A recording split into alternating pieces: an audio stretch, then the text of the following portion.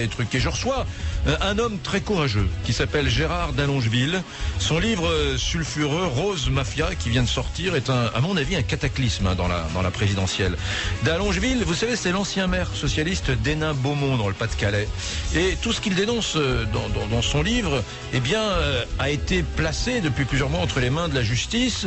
Et la justice a accordé suffisamment de crédit à ce livre pour décider d'ouvrir 4 enquêtes préliminaires simultanées.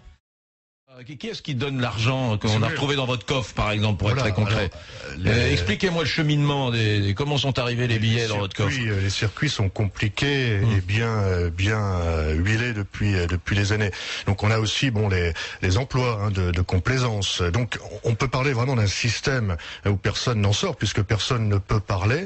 Et cet argent, moi je l'ai expliqué, je l'explique dans le livre, je l'ai dit clairement, c'est effectivement les entreprises du BTP qui l'avaient reversé à mon premier adjoint qui lui était en charge du financement de la section et depuis de nombreuses années, puisqu'il était le premier adjoint de mon prédécesseur, il était l'adjoint aux travaux de l'ancien maire. Donc tout un système effectivement où les entreprises du BTP, certaines, encore une fois, il ne s'agit pas de salir l'ensemble de la profession, ni l'ensemble des élus. Enfin, certaines, parce qu'on parle que de 13 000 euros dans votre coffre, mais en réalité, c'est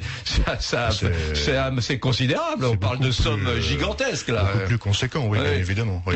Alors, dans ces entreprises de BTP, où s'organisent les deals? Vous le racontez très clairement. Les deals, ça se passe dans des loges maçonniques. Vous évoquez d'ailleurs votre entrée à vous, en franc-maçonnerie. On vous a à peine laissé le choix. Voilà, t'es élu, t'es dans le Pas-de-Calais, t'es maire d'Hénin-Beaumont, qui est la 5e ville du Pas-de-Calais, tu vas rentrer en franc-maçonnerie. Voilà. Alors vous dites, chacun a une fonction dans les loges qui peut en intéresser un autre. L'un est entrepreneur dans le bâtiment, l'autre donneur d'ordre, maître d'ouvrage, un autre est maire, directeur de société d'économie mixte, un autre est architecte. Rien n'est laissé au hasard. Tous les maillons sont présents pour ne pas rater un marché, une candidature, un appel d'offres. Vous expliquez que c'est là qu'on dit, la crèche que je dois construire l'année prochaine, c'est toi. Quelqu'un vous rappelle, j'ai une entreprise d'électricité, etc. C'est pas la franc-maçonnerie que je dénonce. C'est que vous dénoncez, c'est la franc-maçonnerie organisée, vampirisée par le Parti Socialiste dans votre département. Voilà, encore une fois, c'est la version franc-maçonnerie Bassaminier. Alors même si à l'actualité récente nous a amené jusqu'au Carlton de Lille, où on voit une organisation là aussi bien huilée. Mais effectivement, c'est l'occasion lors des agapes d'échanger les cartes de visite. Effectivement, les élus, les entreprises, tout le monde. Il y a des deals qui se font là. Il y a des deals qui se font pendant les réunions en franc-maçonnerie. Voilà. Et en dehors des commissions officielles d'appel d'offres, je l'explique très clairement comment les choses peuvent s'organiser. C'est-à-dire qu'on passe en marge, à la marge, à côté des processus